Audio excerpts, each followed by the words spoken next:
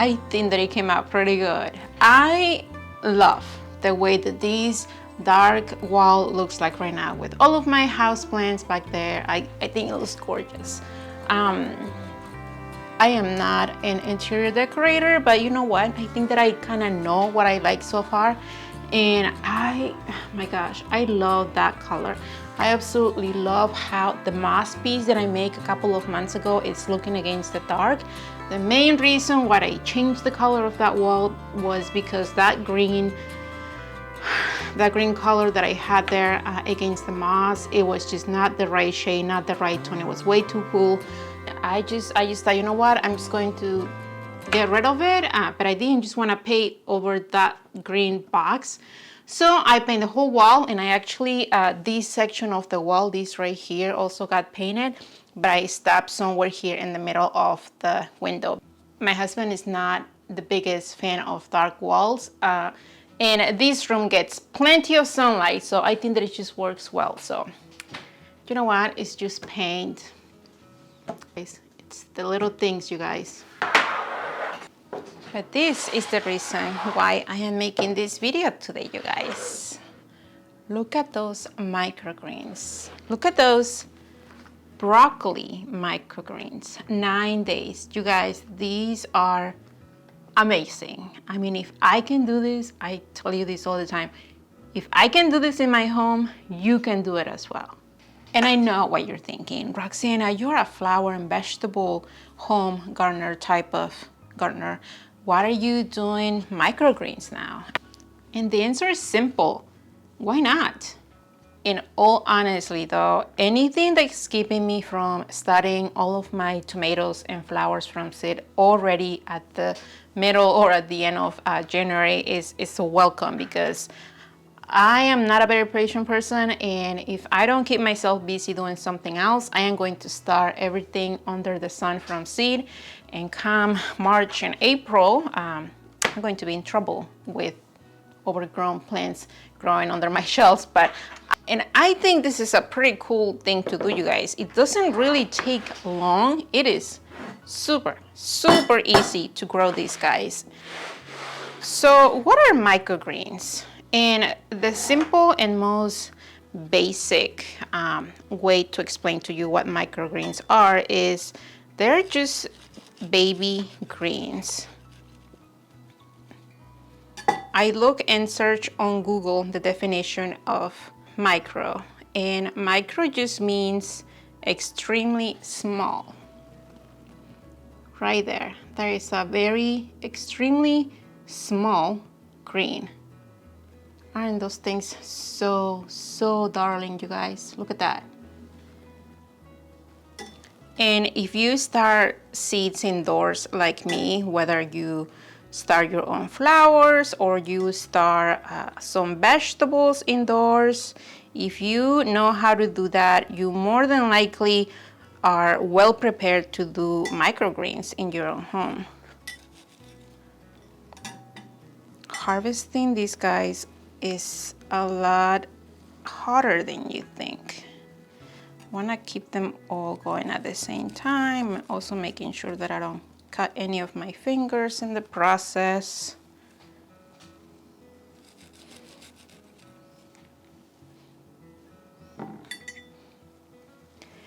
And more than likely, if you start your own seeds, you already have the things necessary to do this, you guys. If you have some sort of potting mix, some sort of tray, some sort of containers that you grow your seeds on, you already have what you need here. All you have to do is get plenty of seed of the microgreens that you want to start, and a few days later, a couple of weeks later, depending on what you're growing, you're going to be harvesting all of these greens. Oh my goodness, they smell so good. So good. One of the many cool things about growing microgreens is that you don't need to wait, months before you harvest them. And this is going to depend obviously from the type of seed that you grow for microgreens. But this broccoli, it took me 9 days. 9 days ago, I put the seed on these containers and they grew and grew. and 9 days later, I am doing the harvest. That wouldn't happen with regular broccoli. If I wanted to harvest broccoli from the day that I start the seed, I will have to wait probably a couple of months, you know, from the time that I plant the seed, I pot up, I move into their permanent home, I water it, I wait. It won't take 9 days, obviously. But this is one of the cool things about growing microgreens. They are fast. Some of them are faster than others. I also grew basil and cilantro at the same time that I started this broccoli. They are not at the point where they are ready to harvest yet. They're still growing, and I'll probably show you that in another video. But these guys are one of the fastest. Broccoli, if you want to start, I would recommend starting with broccoli because one, this is the only one that I have experience with, and two, I think it's one of the easiest, fastest seeds to start. This is so satisfying, so satisfying.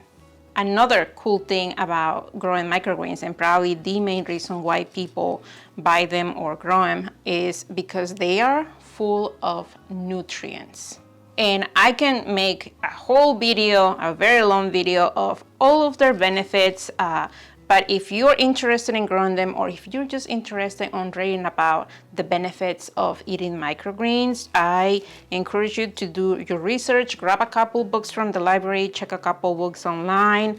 There are so many reasons why microgreens are great for eating, great for your health. There's just so many cool things about them, you guys. There's just so much information that people are still finding out about the benefits of eating microgreens. Now, I had eaten microgreens before, but I never grew them in my home. And honestly, I don't know why. I have everything that I need. I have trays, I have potting mix. I did my research, and the company that I kept coming back to as far as ordering seeds from was True Leaf Market. And I watch a lot of videos from people that actually do this for a living, that have businesses that you know, do this on a commercial level. And a lot of the people that I kept coming to mention True Leaf Market for ordering seeds. And honestly, I did hear about them before. I never ordered from them, and they're very they have a lot of things going on. They have microgreens, they have vegetables, and they just started selling flower seeds as well, so you should definitely check them out. Wow. Okay, this is so cool, you guys. Look at that. Look at that. I think I'm just going to throw them all in here because, yeah. And obviously, you know, how do you grow them? What is the best way to grow microgreens? What is the best medium? What are the best seeds? What is the best soil? And all of that, just like anything else in gardening, is going to depend on who you ask, right? Some people have their own techniques. Some people have their own products that they use. I didn't use any fertilizer for these seeds because the medium that I used to grow them was regular potting mix. I'm gonna show you all of that in a minute. But if you wanna start microgreens, my number one tip will be to do your research. See what people are using, see if the things that they're using are available to you locally. One of the things that I pushed myself a lot to do in the past year was, can I find these products locally? Because the last thing that I wanna do is having to order things over and over if I'm going to need them all the time. So if I can just go to the store, any of my local stores, and get the products, that's a big plus for me. So everything here, obviously, other than the trays, I found locally, and I love it. So I'm gonna show you the things that I use, and hopefully if you wanna grow your own microgreens, you can do this at home. Okay, everything that I use for growing these broccoli microgreens are here. I have the trays. These are Bootstrap Farmer trays. These are the 10 by 20 shallow trays. This is one without holes, and this is one with holes. I don't know if you can see the holes there. This is the one that is going to be holding the tray with holes. The potting mix that I'm using is this guy from Burpees. I like that it's organic. I like that it's based with coconut coir. I can find these guys locally. I can find them at Menards. I can find them at Walmart. I can find them at Home Depot. I don't know about Lowe's. Last year I didn't see them at Lowe's, But depending where you live, check them out. I like that I can just make a run to the store and I can get the soil that I need. That's a big plus for me. And the seeds, like I mentioned, that I use are from True Leaf Market. I knew that I was going to do broccoli more than once, so I ordered the whole pound.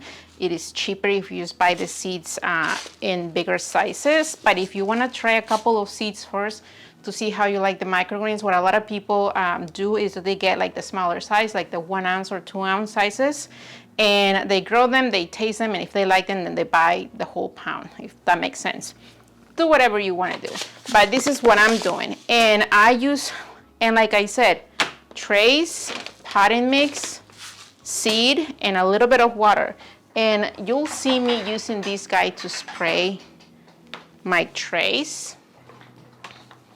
And this is just a 2-gallon hand sprayer that I use for everything basically. Once I am starting seeds indoors, this is a very gentle sprayer. It doesn't just spray the water all over. It's not super strong. I like that. I am looking into one though from Home Depot. I think it's made by Scott's. That it's a lot nicer. And I don't know, it has nothing to do with this. But that's basically all I needed. Like I said, I didn't use any fertilizer for this tray because the potting mix that I'm using already has some in it. But if you were starting something else as your medium, let's just say like coconut coir, then you will probably have to look into some sort of fertilizer, well-balanced fertilizer to add to this as soon as they are ready for fertilizer. And if you have been here for a while, you know that I already have a bunch of these trays, Bootstrap farmer trays. And I love them because the second year that I started growing seeds in here, this is my year 4, I wanted some colors. I really was looking for some sort of colored trays that I could find. And I remember coming into these pink trays, 10 by 10 trays. Those were my first purchase from Bootstrap Farmer. And I fell in love with not only the colors that they offer, but the quality of their trays. You guys, these guys are super heavy duty. And they happen to be the sponsor of this video. Bootstrap Farmer is based in the USA. They started with the idea of producing heavy-duty trays for growers back in 2015, and since then, they have been providing growers big and small with quality products. If you have experienced buying cheap 10 by 20 trays that you can find anywhere locally at the beginning of the spring, you know how flimsy and unstable they can be. They're only good for one season, really, especially when you have a few seedlings growing in them. Bootstrap Farmer believes in making a product that you only need to buy once and never have to buy it again. And if you're anything like me, you're going to love their selections of colors. Plenty to choose from. Also, they are very active on their website, providing free resources like tutorials and how-tos. And I don't know about you, but I love when a company provides that type of education. And I already have a collection, you guys. If you have been here, you know that I already have trays, I have containers, I have grow bags that I use, and I absolutely love them. So thank you, Bootstrap Farmer, for sponsoring this video. And if you haven't checked them out, go ahead and check the link below in the video's description so that you can grab a couple of things and start your own collection. So let's talk exactly how I did this, you guys. Day one. Day one is basically the day that I started putting things together. I grabbed a couple of trays like I mentioned. I filled them up about halfway with the potting mix. And one of the reasons why I like that potting mix that I'm using is because it's kind of soft. It's kind of fluffy per se. It's not super chunky. But once in a while, I will just find a couple of big chunks and I will just get those out of there.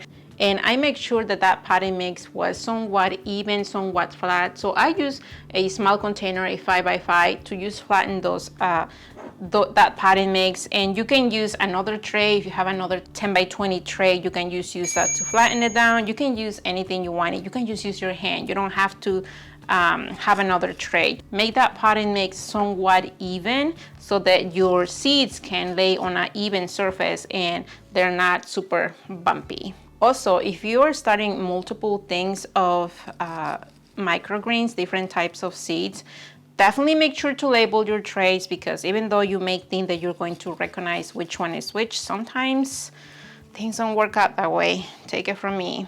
Now, a lot of people, especially people that don't do this commercially, I don't do it commercially, just spray the seed or distribute the seed somewhat evenly. They kind of eyeball it, making sure that the whole area is covered.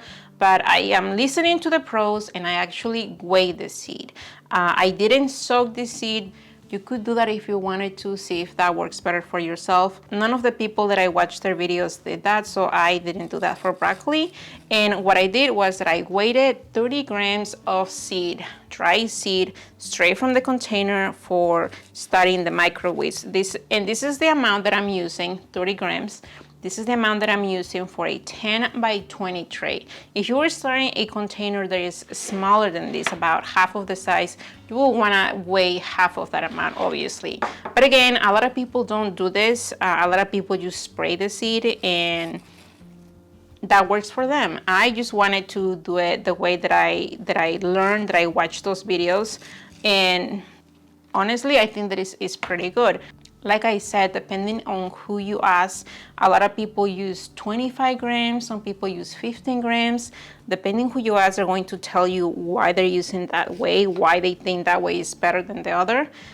I just went with 30 grams and that worked for me. When I was done distributing the seed all over the 10 by 20, I make sure to give it a nice soak. Cover with water completely, where it's completely saturated with water, but make sure that the container at the bottom is not having any extra water. If it does, just get rid of it. You just want to make sure that they have plenty of moisture, but that they're not sitting in water, obviously. I did not cover the seed with soil. The seed was just laying flat on the surface. And this is something that you're going to find for a lot of these microgreens. A lot of the seeds do not need to be covered. But what you do need to do is you need to grab another tray, tray that is about the same size of the tray that you're using for your seeds, and you need to cover that. You need to put the weight on that. I was really confused on why people will do that to their microgreens. It wouldn't make sense to me to cover the seed and cover the seed with a complete tray, to put some weight even on top of them. Like it didn't make sense in me. But I am coming from the place of growing flowers, growing vegetables indoors, and it's a completely different idea. So I had to get rid of those things that I knew that were good for growing seeds indoors, the way that I had been doing it, and I just went with it. I just went with what the professional said to do, and obviously the results speak for themselves, you guys. So I use a tray, and since I didn't have a weight and I didn't honestly want to go buy a piece of paper at the store, I just used a couple of books. The books were heavy enough that I just stacked them together, and they provided the weight that I needed for that tray, for those seeds. And two of the main reasons why people do that, why they put that weight, that cover on top of the seed, is one, humidity. The tray helps keep the humidity down and on those seeds so that they don't dry out. And two, when those seeds start to germinate, the roots are going to be pushing down into the soil, and they're not going to be bumpy. The roots are not going to start growing up or trying to go up and down.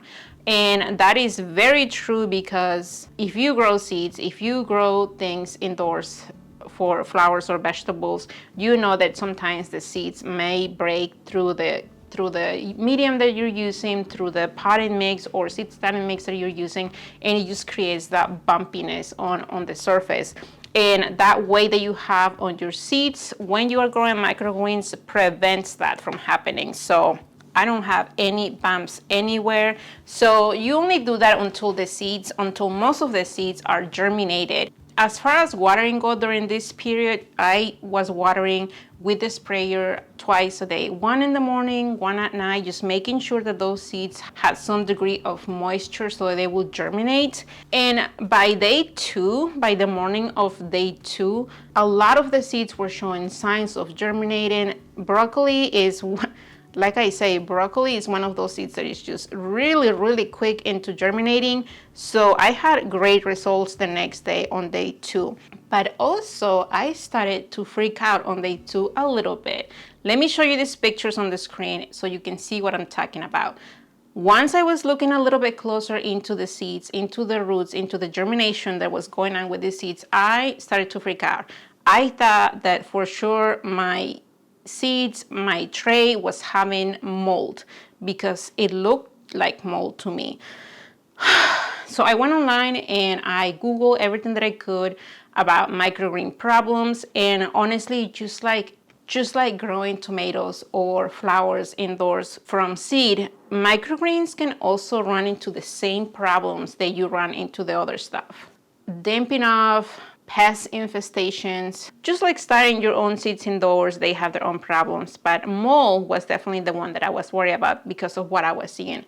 So I went into Google, I checked, and it was either two things, mold or hair roots. Mold is obviously something that I didn't want to have. Nobody wants to have mold in their plants that are growing indoors.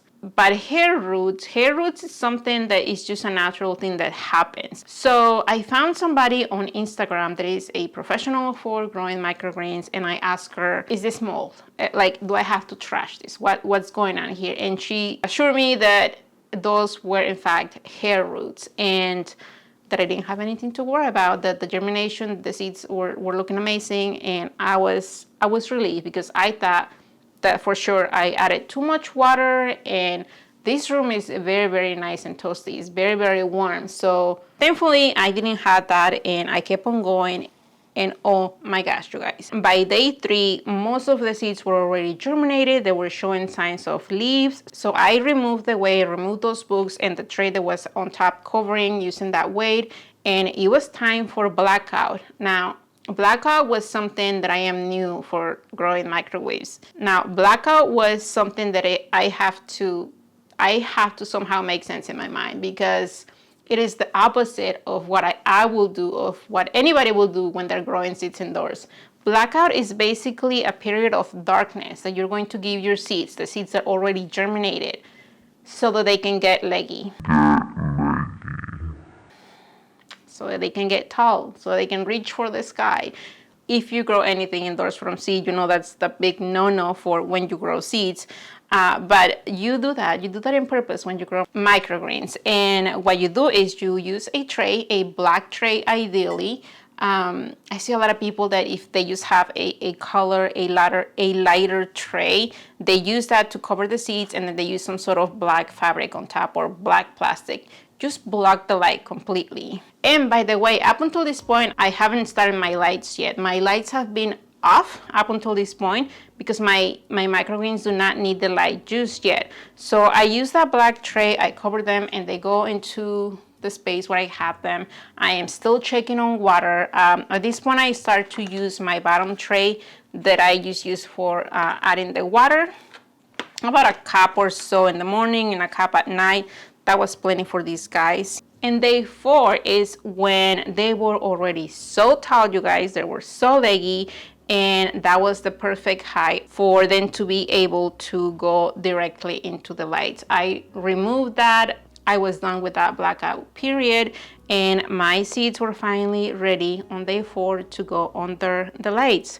The lights were on from 6:30 until 9-10ish at night, so a good 14-15 hours. I have some LED lights. I don't have any grow lights. I have LED lights that I'm using to grow these microgreens, and my goodness.